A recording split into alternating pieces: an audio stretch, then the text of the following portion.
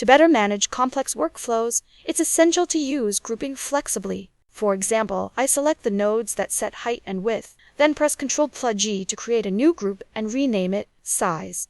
In the future, whenever you need to adjust image size, you can directly modify the relevant nodes within the size group. In this complex workflow for stylized avatar generation, I place all input components including numeric settings, source images, prompts, etc. into a group named Inputs.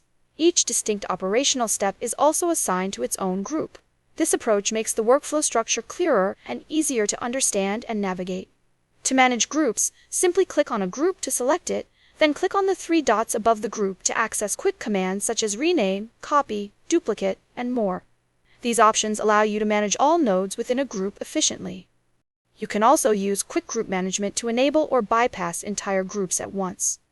First, create a group management node from Fast Groups Bypasser.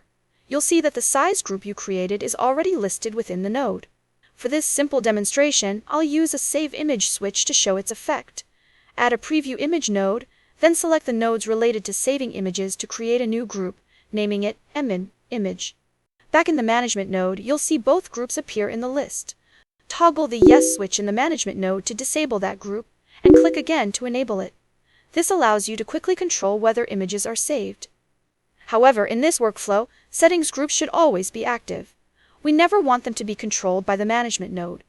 To prevent this, right-click on the Management node to open the Property panel and enter a matching rule in Match Title.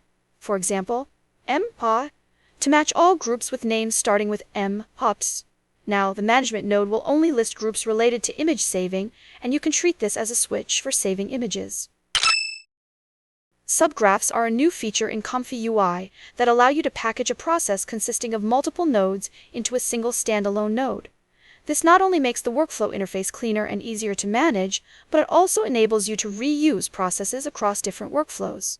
First, delete any temporary demonstration nodes to return to a clean, basic generation workflow. We can divide the workflow into two parts: saving images, which is the output, and all other nodes, which are the generation process.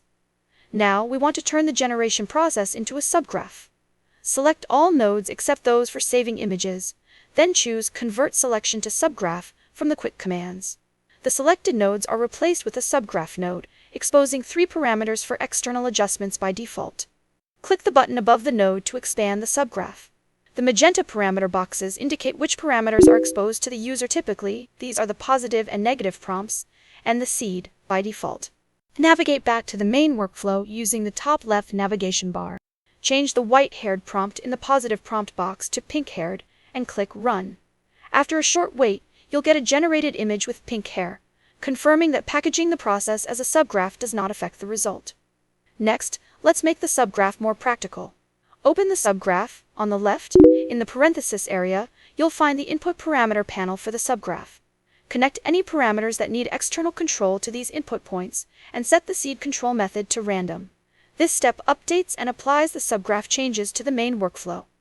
Select your created subgraph, and click the relevant button to save it to the node library, giving it a meaningful name, for example, Flux T2I. Once saved and published, you'll find it in the node library's subgraph folder, with edit and delete options available. Let's create a blank workflow and add this subgraph to it. Just supplement it with an output node, and you're ready to generate images directly. In practice, you'll often encapsulate functions like image generation, video generation, or high-resolution upscaling as subgraphs. You can then quickly import them into your workflows, making the process much more efficient. When you click Run in the ComfyUI interface, the current workflow is actually added to the background task queue, which the service will execute sequentially. To obtain more results, you often need to run the same workflow multiple times with different seeds. The simplest way is to increase the run count at the bottom right, for instance, set it to 4, and click Run. You'll see the workflow run 4 times in succession. There are 2 ways to view the results. Either check the output folder for generated images, or click the Assets panel in the top left to view all 4 images at once. Be sure not to use a fixed seed, otherwise you'll get identical results each time. Now I'll demonstrate how to cancel tasks. Click Run again, and you'll notice 1 task running and 3 waiting. We can click the red button to clear the queue, which will cancel all waiting tasks, but the running task won't be interrupted. Let's click the red X beside it to interrupt the currently running task. It's canceled successfully. That's it for this lesson. In this video, we provided a comprehensive explanation of ComfyUI's workflow construction and execution mechanisms, guiding you from building, reading, modifying, to optimizing complex workflows from scratch. In the next lesson, we'll thoroughly explore the image generation workflows in ComfyUI, compare generation principles and differences among various models, and design appropriate workflows for different scenarios. See you next time.